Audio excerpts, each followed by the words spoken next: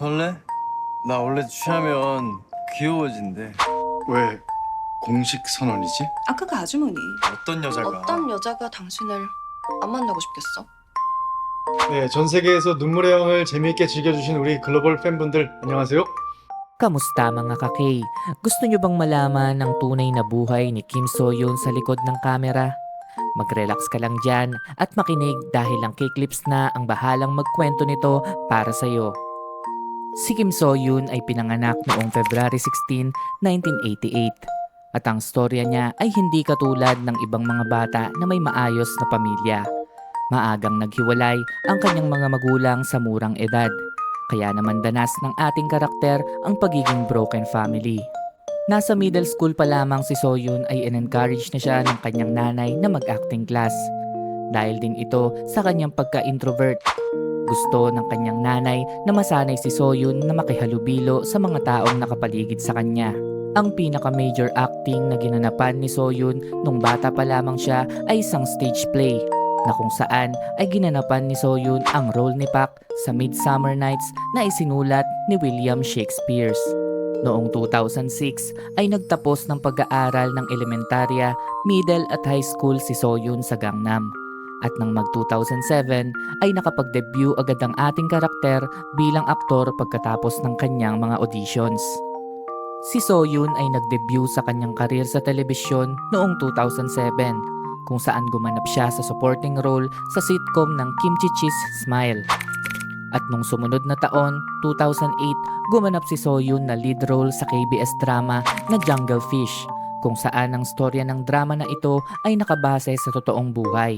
Pagsapit ng 2009 ay gumanap ulit si So-yoon sa short film na Worst Friends, kung saan nanalo ang kanilang drama ng Best Film in Social Drama Award sa Missy and Scene Short Film Festival.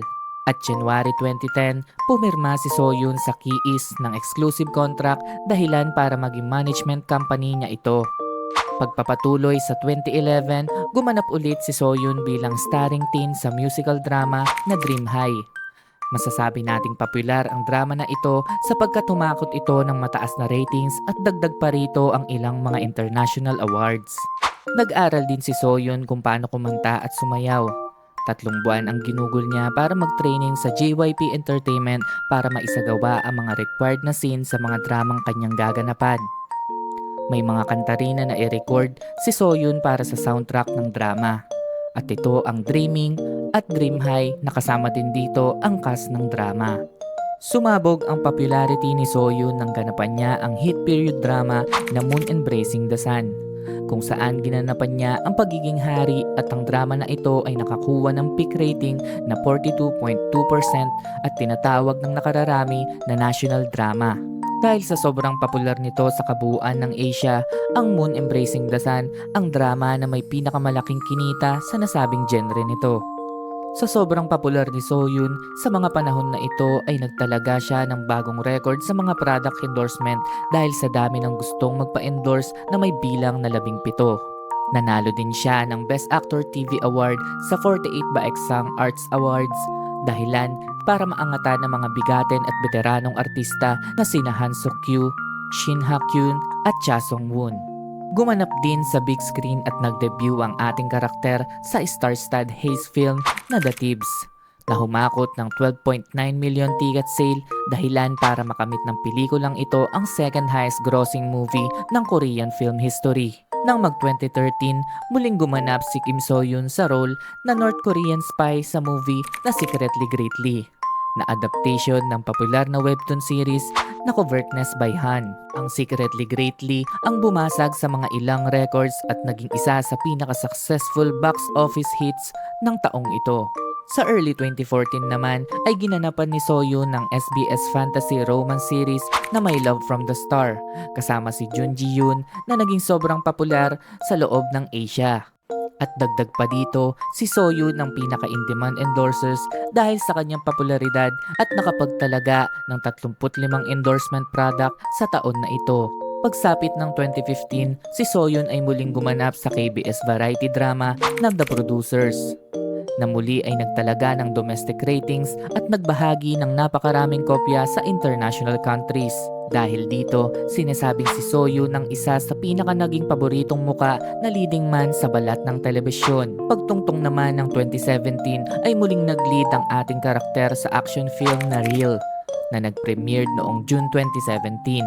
At pinag-usapan dahil naman sa negative reviews nito at mga kritiko dahil sa nasabing storyline at sinasabing isinalba lang ng aktor ang proyekto dahil sa mahusay nitong pag-arte.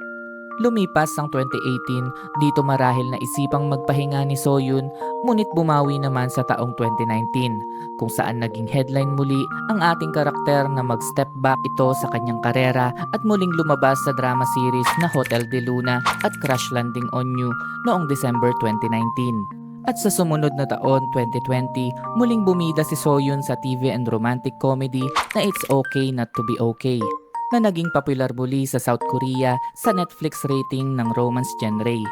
Binansagan din ng The New York Times na sikat na publishing newspaper na ang It's Okay Not to Be Okay ay ang best international shows ng taong 2020.